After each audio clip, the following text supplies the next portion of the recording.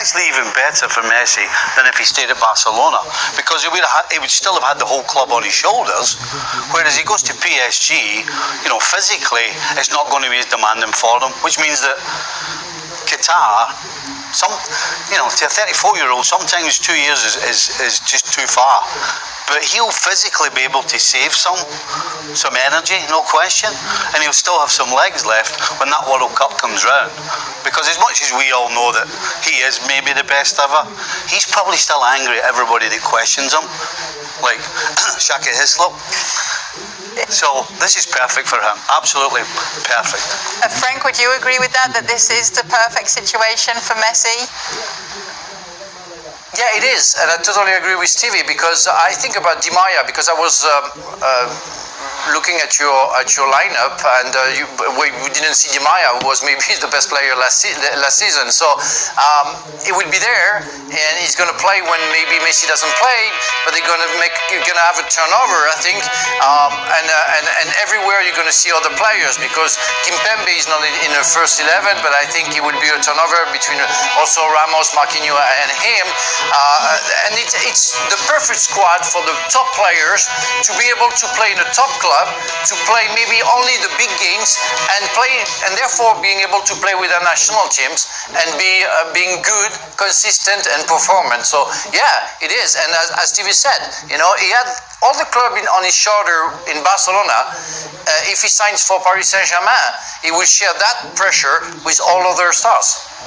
Obviously, it's hard to think of that, Lionel Messi just being another player in another team, because it will never be the case. But it is a good point about the pressure, because Messi dependency was always talked about at Barcelona, and that he almost felt the burden of having to win for the team so many times, Stevie. But it's a good point that he raises, Frank, there, isn't it? Yeah, well, every result that we get from Barcelona, the first thing in your head is, well, how many did Messi score, or why did Messi not score, or why did Messi not assist?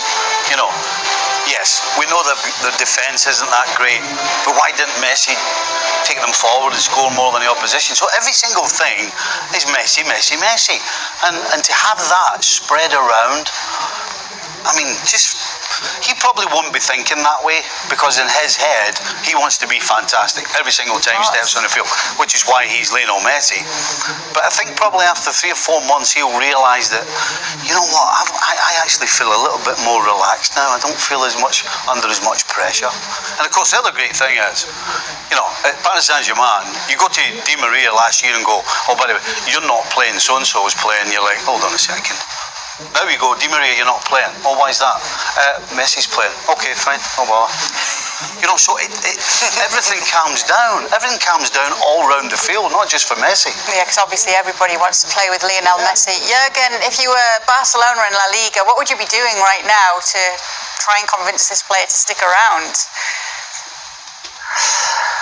Well, I think crazy things happen already over the last, years, in the financial world, that we never thought it could happen in the world of football. But as long as there's 0.1% of a chance to keep Lionel Messi at Barcelona, I would give it all. I would try it, they came up, obviously with these investment people, a crazy amount of money thrown around there, I'm sure that there are ways, to kind of get this salary cap issue under control. There are always ways, if you badly want something. But at the end of the day, people are responsible for the outcome. Laporte is responsible of whatever happens now in the future of this huge, amazing club, Barcelona. So it's a tough one. But I would keep on going, negotiating, and I would try to find a way to still keep him at Barcelona. And if he, at the end of the day, really, really goes, then so be it. So let's talk about keeping him at Barcelona, Jules. You know we like to get percentage chances here on ESPN FC. What's the percentage chance that he does remain or stay on, re-sign with Barcelona? Right now, and I'm sorry for all the Barca fans watching us, but it has to be really low. This is the way it is. They had their chance for whatever reasons, again, whether they did the math wrong, whether there was a late new request or new demand from Messi and his clan, I don't know, but they missed their chance. This is it. I think it would be almost a miracle for them if there's another U-turn in the other way and he stays. So I would say 5%, and I think by 5% I'm quite generous.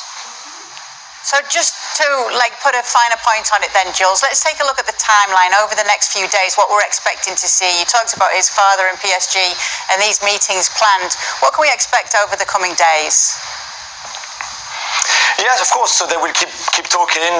I'm being told there's still a few details to sort out, like image rights, for example. The structure of deals are very different from one country to another. You deal with image right differently if you're in Barcelona than if you're in Paris. So there's things like this. This is a huge contract. Even if he's a free agent and there's no transfer fee to pay, they only take away the selling club, if you want, or the departing club. But this is a huge contract because it's Messi. So this is not going to be sorted out in one day or even 2 days. So they will be talking more. Then there will be this physical meeting between the PSG hierarchy and Jorge Messi, and probably Messi's brother as well. I think very likely in Nice on Monday, maybe on Sunday. And then certainly PSG, our sources in Paris seem to think that things could get then really quick towards a full agreement and Messi signing, Messi being announced. And you can just imagine, I think they will break the internet, they will break every social media platform. This will break anything, not because it's PSG, but because it's Messi changing clubs, which is something that, again, we never thought we would see in our lifetime. But yet Messi will play for another team if that happens. So you could expect the most optimistic sources were saying midweek next week the deal could be done. It could happen, and then Messi could be training with PSG. I don't know if Frank would be lucky enough to see him next weekend for their first home game at the Parc des Princes. But you can just imagine that now the whole PSG marketing machine, if Messi signs, will start going. Prices of boxes will go much higher now at the Parc des Princes. Tickets as well. There will be all the shirt sellings, all the sponsorship deals that are currently existing, the new ones with new brands who will want to come and join the club because of Messi, the current one that you want to renegotiate because Messi has arrived. All of this will also happen in the next few days and few weeks. It's going to be a crazy time. A bigger attraction than the Eiffel Tower, no doubt. So, Jules, we already asked you this, but we're just going to get everybody to say it again. 24 hours later, where Lionel Messi is going to be on September 1st. We will start with you, Jules. It would be in Paris now. I really believe it. I never thought I would say it and it would actually happen, but now, as more time goes, I really believe that he will be a PSG player. Okay, Frank? Yeah, I go with Jules. I mean, I don't see him staying in Barcelona again. Piqué would be a fantastic liar.